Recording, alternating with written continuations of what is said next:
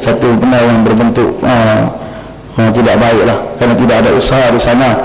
Yang keempatnya, keuntungan yang dijana itu bukan hanya berdasarkan kepada ahli ataupun kepala yang tajak. Dia perlu juga mesti ada barang yang dijual. Kalau tak ada barang dijual, dia boleh dapat dengan ahli yang saya lihat ada sedikit syubhah di sana, kesamaran yang mesti dibetulkan. Pihak kementerian perlu pantau ini. Yang kelima, tidak perlu ada kewajipan daripada pihak multi-level marketing ini untuk si ahli buat belian dalam jumlah yang ditargetkan, jumlah tertentu. Kalau dia tak jual, tak dapatlah komisen. Tak perlu lagi kita paksa dia supaya ada target-target tertentu yang mesti dicapai, kerana dia boleh masuk dalam ataupun kita mirip kepada paksaan kepada belian. Yang keenamnya, setiap yang berada dalam multi-level marketing ini dalam upline dia, sebelah atas, dia mesti menaruh usaha atas jualan orang bawahannya. Mesti ada taklimat, mesti ada motivasi, teknik-teknik berkempen rancang yang diberikan oleh pihak multi-level marketing ini kepada mereka, supaya ada di sana usaha-usaha yang dilakukan oleh pihak upline. Yang ketujuh, ya Mat, panjang lagi ya Mat, ada dalam 2 minit lagi Tuan. Ya Mat, 2 minit tu boleh lah ada kan ya Mat, supaya 2 minit kita sambung boleh kan, 2 minit ya Mat, kita sambung kemudian. Saya minta kepada Datuk, betul, saya buat nota 2 minit ya Mat. Okey, duduk ya Mat. Okey, sambung pada petang. Terima kasih.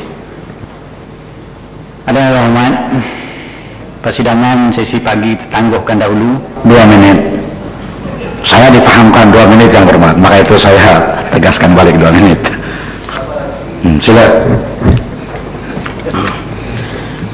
Assalamualaikum. Terima kasih Tuan Sri Yang Ketua. Saya menyambung perbahasan saya tentang undang-undang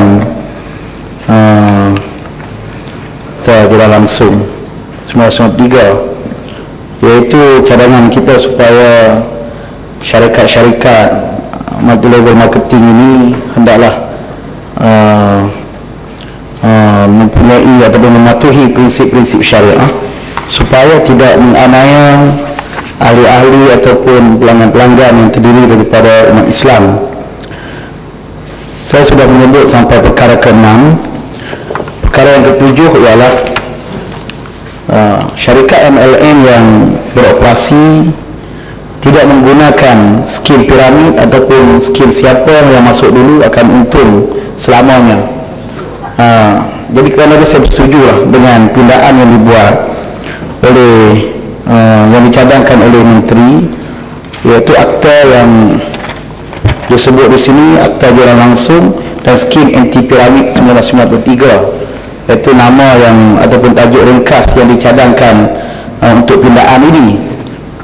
Kita sama-sama sedar bahawa multi-level marketing ini dikuasai oleh skim piramid. Jadi apabila dikuasai oleh skim piramid ini, menyebabkan jualan langsung atau multi-level marketing ini sudah tidak lagi genuine. Yang ke-8, antara prinsip syariah yang saya sebut ialah untuk mempersembahkan ataupun pihak syarikat menyebut dengan jelas sistem komisen dan bonus yang telus dan boleh dipahami dan juga boleh dipantau oleh ahli dengan jelas, supaya tidak ataupun supaya kita boleh mengelakkan penipuan berlaku. Yang terakhir, yang ke-9, ialah pihak multi-level marketing hendaklah menstrukturkan plan pemasaran di antara ahli dan juga orang bawahannya berdasarkan atas prinsip musyarakah, iaitu perkongsian untung dan rugi yang berdasarkan kepada modal masing-masing dan nisbah pembahagian keuntungan yang sudah pun ditetapkan sejak di peringkat awal lagi.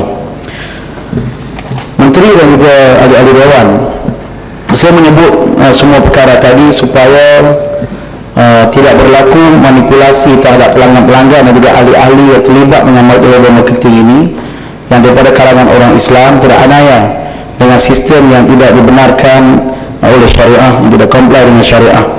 Itu saya mencadangkan kepada pihak kementerian di samping meminda akta ini dengan 32 pasal ini, supaya memberikan perhatian untuk mewujudkan satu lembaga penasihat syariah di tingkat kementerian sendiri, untuk memastikan pihak-pihak yang terlibat, baik yang memperkenalkan perniagaan atau lembaga marketing ataupun kepada ahli-ahli yang terlibat pada kalangan orang Islam, boleh jelas terhadap apa yang disebutkan oleh saya sebentar tadi, ataupun sekurang-kurangnya pihak kementerian hendaklah mewujudkan atau mensyaratkan kepada pihak marketing ini untuk mewujudkan satu pos, satu jawatan pakar syariah atau pakar rujuk syariah bagi setiap syarikat yang terlibat ataupun beroperasi dengan sistem ini. Dan yang akhirnya sekurang-kurangnya pihak kementerian melahirkan ataupun menggariskan, membuat satu garis panduan yang jelas daripada sudut syariahnya, supaya mereka yang terlibat tidak terjerumus ke dalam perkara-perkara yang diharamkan. Dan saya mencadangkan juga pihak kementerian untuk memanggil semua syarikat-syarikat yang terlibat dengan MLM ini untuk diberikan satu penjelasan daripada pihak kementerian sendiri terhadap apa yang disebutkan tadi. Jadi saya ingat itu saja ucapan saya untuk membahaskan akta ini. Terima kasih kepada Menteri dan juga terima kasih kepada Tan Sri yang di-Pertuan. Assalamualaikum.